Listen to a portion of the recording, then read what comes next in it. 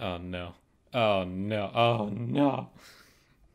Okay, it's time to look at how a lot of games are getting the big bucks. These are games that invite you in with their free price tags or AAA status, and over time proceed to leech off more money than you'd ever want to spend on a single game.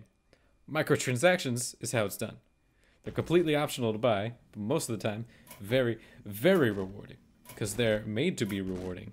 You want that big boy double experience for 20 minutes of playtime.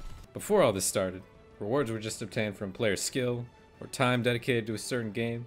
Now, players can skip those requirements by paying, which creates an unfair playing field in a lot of games for those who spend money compared to those who just play the games. Not every microtransaction grants an unfair advantage to games. The ones that do are just the worst offenders. There's actually a lot of games that offer microtransactions that are purely cosmetic, providing no influence on the actual gameplay, which is nice. And if adding cosmetic microtransactions to your game allows it to be free, sounds bueno to me. It's a lot better than the microtransactions that give unfair advantages. Still, I'd like good-looking cosmetics to be earned by in-game achievement, so it's something you can actually be proud of, instead of having to buy the loot with someone's credit card.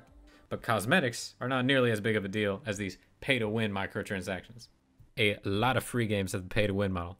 You may think, this game costs $60, this game is free, so this game must make more money. No, this game's the captain. Specifically, phone games make ridiculous amounts of money because they're accessible to most people, and they're almost all free. Candy Crush, Angry Birds, Farmville, Pokemon Go. Literally every game with the word Clash in its title. Bathing in money. What makes spending money on them so appealing? You get the big boy rewards. But hello, these rewards don't look that good for what I'm spending. How about we randomly give you limited time deals of absurd value? Oh hey, that's pretty good. Spending time grinding for valuable loot? No, we're spending money. These kinds of microtransactions hurt the game overall because of how easy playing it becomes when absurdly good deals are accessible to those who want to pay for them, and difficult to unlock by just playing the game.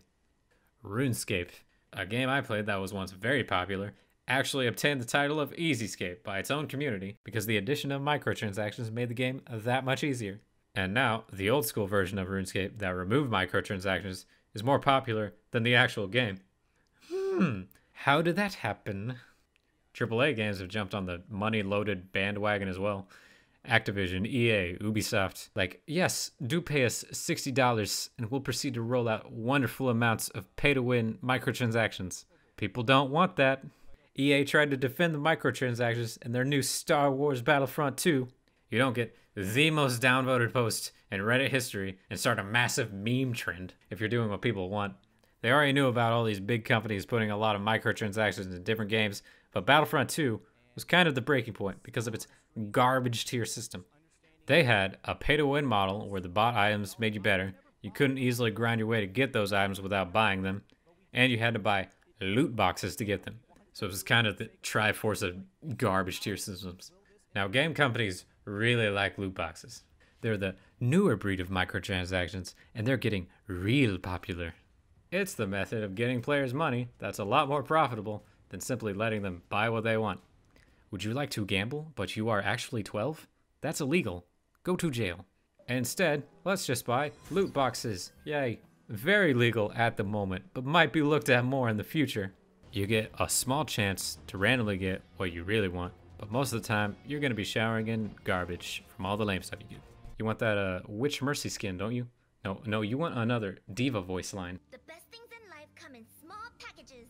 Right now, loot boxes are pretty much the standard way to sell digital loot. What a great business model. Okay, it's time to wrap this up.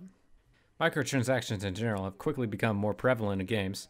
Many overstep their bounds by letting players purchase an unlevel playing field, and they've become shadier in the way you buy their digital loot. The point is that microtransactions need to be kept in check. They've reached a point that most people are not happy with.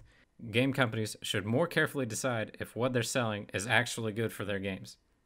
But yeah, I think I'm done now. Go buy some loot boxes or something.